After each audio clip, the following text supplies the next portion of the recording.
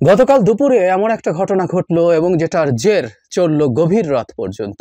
In fact আমি গভীর রাতে যখন এই ভিডিওটা রেকর্ড করছি তখনও চলছে ঘটনাটা। নিউজ একটার পর একটা আপডেট আমাদের সামনে আসলো। আমার সামনে যখনই আসছিল বারবার আমার কাছে একটা কথা মনে হচ্ছিল, কি অসভ্য আমরা, কি অকৃতজ্ঞ আমরা, স্বাধীনতা বা মুক্তির আদৌ যোগ্য নই আমরা। কথাটা বিনয় করে বলছি না, এবং এই আমরা কথাটাও বিনয় না, এই আমরার মধ্যে আমিও আছি, আমি আমাকে যুক্ত করেও কথা বলছি। কত বিষয় নিয়ে কথা বলি, নানান বিষয়, প্রতিদিন ভিডিও করি, দুটো ভিডিও কমপক্ষে করছি, দ্যাট এক্সেপশন ছাড়া। আমাদের গণ অভ্যুত্থানের আহতদের নিয়ে কি অনেক কথা বলেছি কখনো কখনো সরকারকে কিছু স্মরণ করিয়ে দেওয়ার ক্ষেত্রে আহতদের কথা এনেছি, তাদের চিকিৎসা ঠিকঠাক মতো হচ্ছে না বলেছি, টকশোতে বলেছি, কিন্তু তাদেরকে নিয়ে কি যথেষ্ট কথা বলেছি? এক্সক্লুসিভলি বলিনি। আমিও অসভ্য বলেই এরকম একটা ভয়ঙ্কর ঘটনা ঘটতে হলো তাদেরকে নিয়ে এক্সক্লুসিভলি কথা বলার জন্য। যদিও আমি তো দেখেছি, আমার তো চোখে পড়েছে, বেশ কিছুদিন ধরে এই অভ্যুত্থানের আহতরা তাদের চিকিৎসা সংকট নিয়ে কথা বলছেন, তারা সমাবেশ করছেন, তারা সভা করছেন, এমনকি তারা প্রধান উপদেষ্টার বাড়ির কাছেও গিয়েছিলেন তাদের এই দাবি নিয়ে। চোখে পড়েছে তো। তখন এগুলো নিয়ে শোরগোল আমি করিনি, এক্সক্লুসিভলি শোরগোল করতে পারতাম, ভীষণ শোরগোল করতে পারতাম, শোরগোলে খুব কাজ হয়ে যেত তা বলছি না। তবে এই সরকার আবার শেখ হাসিনার সরকার না, এখানে অনেকে মিলে শোরগোল করলে কাজ হয়, সত্যিই হয়, এবং এটাই সরকার একটা গুণ তো বটেই, কিন্তু করিনি তো। গতকাল যা ঘটলো আমরা এর মধ্যে জেনে গেছি। আমাদের স্বাস্থ্য উপদেষ্টা গিয়েছিলেন পঙ্গু হাসপাতাল বলে আমরা যেটাকে চিনি, নিটর, ওখানে ব্রিটিশ হাই কমিশনার সহ এই অভ্যুত্থানে আহতদেরকে দেখতে।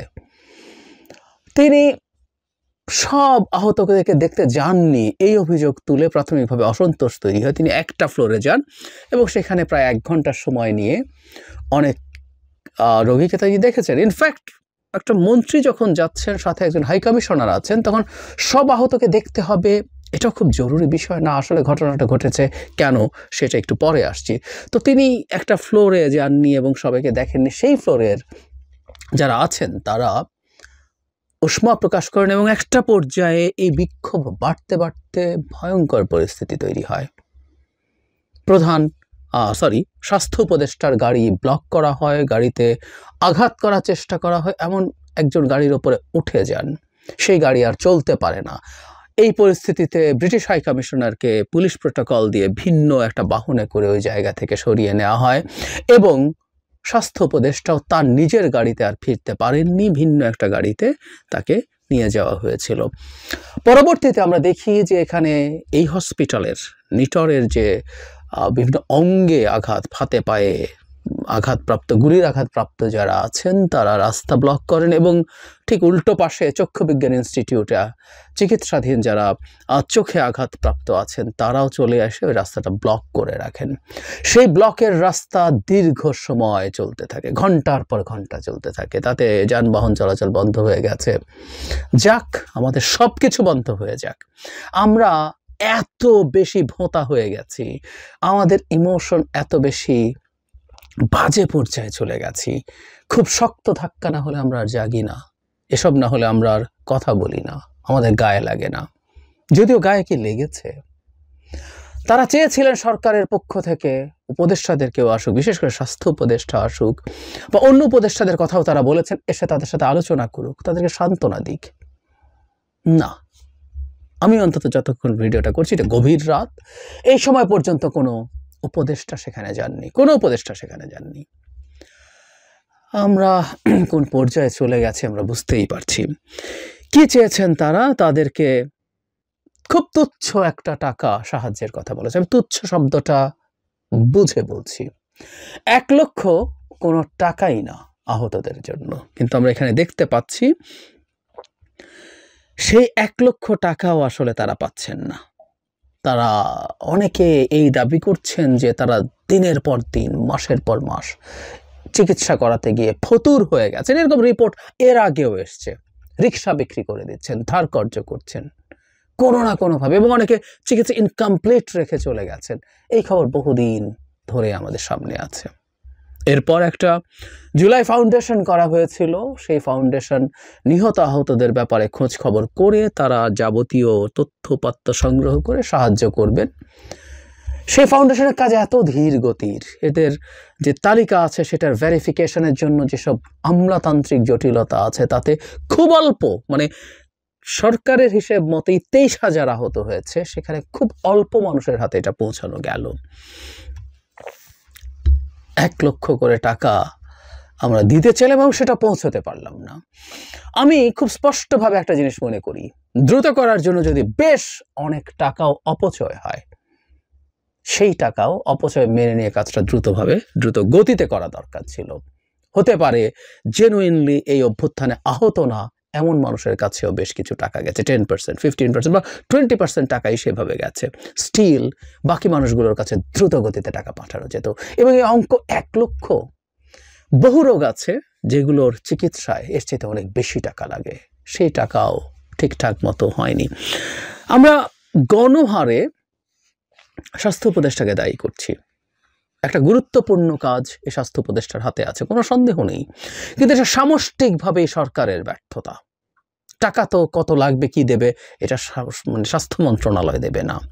চিকিৎসার কিছু ব্যবস্থা তার জায়গা থেকে হবে। স্বাস্থ্য মন্ত্রণালয় যে অ্যামাউন্টের কথা বলছি, এবং এই ভেরিফিকেশনের সাথে আরো অনেকগুলো সংস্থা, আরো অনেকগুলো অফিস জড়িত, সেগুলো তো সব তার হাতে নয়।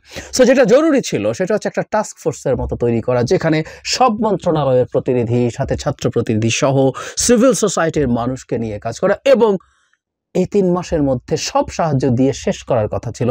এন্ড আই রিপিট, আগেও রিপিট করেছি, এটা 1 লক্ষ টাকা না, must have been more than that. শত শত বা হাজার হাজার কোটি টাকা যদি এর পেছনে খরচও হতো, কেন আমরা করব না? আমরা আজকে ফুটানি দেখাই, আমরা আজকে স্বাধীনতা বলি, মুক্তি বলি, কত কি বলি, আমরা ফ্রিডম অফ স্পিচ বলি, আমরা স্বপ্ন দেখি, খোয়াব দেখি আমরা একটা মুক্ত বাংলাদেশ তৈরি করব, সভ্য বাংলাদেশ তৈরি করব। সরি, অসভ্য মানুষকে দিয়ে সভ্য দেশ তৈরি হয় না। আমরা অসভ্য। জাস্ট আমাদের অভ্যুত্থান শেষ হয়েছে, আমরা দেশ পেয়েছি, আমরা যার যার জায়গায় শেষে চলে গেছি। জাস্ট মুহূর্তের মধ্যে আমরা ভুলে গেলাম কোন মানুষগুলোর জীবন দেওয়ার পর, কোন মানুষগুলোর আহত হওয়া, অঙ্গহানি হওয়া, অন্ধত্বের বিনিময়ে আমরা এই বিজয় পেয়েছি। মুহূর্ত লাগেনি ভুলে যেতে। শেখ হাসিনার সমালোচনা আমরা করি, আমাদের রাইট আছে কি? রাইট নেই। আগেও দেখেছি, বহু সময় বলেছি, আবারও বলছি, এক্সক্লুসিভলি এত কথা বলিনি, কিন্তু প্রতি সময় যখন সরকারকে ইভ্যালুয়েট করেছি তখনও বলেছি। গতকালই একটা টিভি টক শোতে, গতকাল ঘটনাচক্রের 3টা টিভি টক শোতে ছিলাম। একটাতে একজন টকার সরকারকে বেশ শক্ত ভাষায় ক্রিটিসিজম করছিলেন। সরকারের পক্ষে দাঁড়িয়ে তাকে ডিফেন্ড করার চেষ্টা করছি। ইনফ্যাক্ট অনেকেই ইদানিং আমার ভিডিও পছন্দ করেন না, এটা নিয়ে আলাদাভাবে কথা বলবো। অনেকে বলেন আমার ভয়েসে সেই আগের ঝাঁঝ নেই যেটা শেখ হাসিনার সময় ছিল। কেন নেই, কি নেই, এটা নিয়ে আলাদা করে কথা বলতে চাই। ঠিক আছে, মেনে নিলাম। সরকারের প্রেক্ষাপট বিবেচনায় আমি সরকারকে চাই যে সরকারের ব্যর্থতাগুলো যতটুকু দেখা যাচ্ছে সেটা এত বড় না, আমি ফিলও করি, সেটাকেও ডিফেন্ড করার চেষ্টা করি। কিন্তু এই সরকারের একটা জিনিসকে যদি আমি যে কোনো ভাষায় সমালোচনা করতে হয়, সেটা হচ্ছে এই আহতদের চিকিৎসার ব্যবস্থা নিয়ে এত সমস্যা থাকা। শুধু চিকিৎসার সাথে জড়িত মন্ত্রণালয়, তাদের কাছে টাকা পৌঁছানো, এই যে এখন তো টাকা নিয়ে তাদের সংকট, টাকা নিয়ে তাদের সমালোচনা। অনেকে আমরা বলছি স্বাস্থ্য উপদেষ্টা কি করেছেন, হ্যাঁ, ওনার গুরুত্বপূর্ণ দায়িত্ব আছে, কিন্তু ক্যাবিনেট তো বৈঠকে বসে। ক্যাবিনেট যখন উপদেষ্টা পরিষদ বৈঠকে বসার কারণটা কি? পরিষদ বৈঠকে বসে তখন প্রত্যেক মন্ত্রণালয় নিয়ে কথাবার্তা হয়। 2জন ছাত্র প্রতিনিধি আছে এই পরিষদে, যারা সরাসরি মাঠে থেকেছেন, যারা বুলেটের সামনে বুক পেতেছেন। জনাব নাহিদ কি ভয়ঙ্করভাবে টর্চার্ড হয়েছেন আমরা দেখেছি। তারাও কি এই ব্যাপারগুলো ঠিকঠাক মতো এনেছেন পরিষদের সামনে? যথেষ্ট পরিমাণ চাপ দিয়েছেন, লেগে থেকেছেন? I don't think so. হলেই যে ঘটনা ঘটতো না, এভাবে ঘটতো না। সরকারের এই ব্যর্থতার কোনো ক্ষমা হতে পারে না।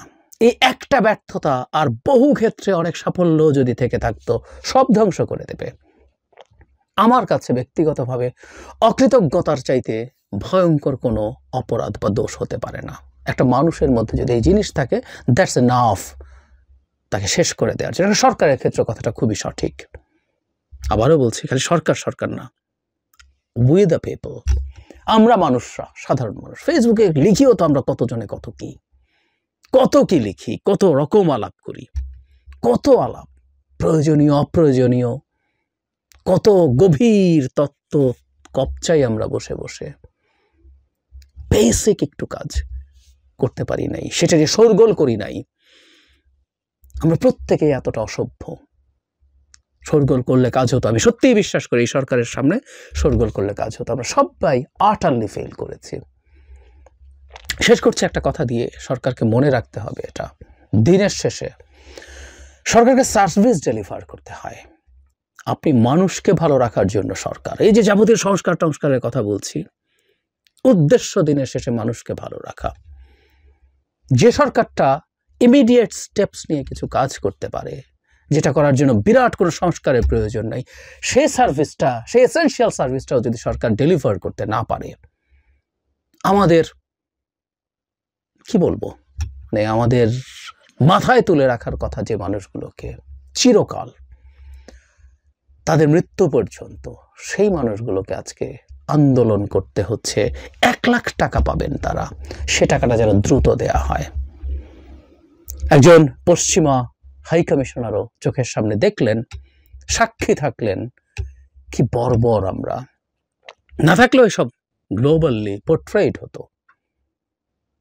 আমাদের কোনো ক্ষমা নেই, আসলে আমরা ক্ষমা পাওয়ার যোগ্য নই।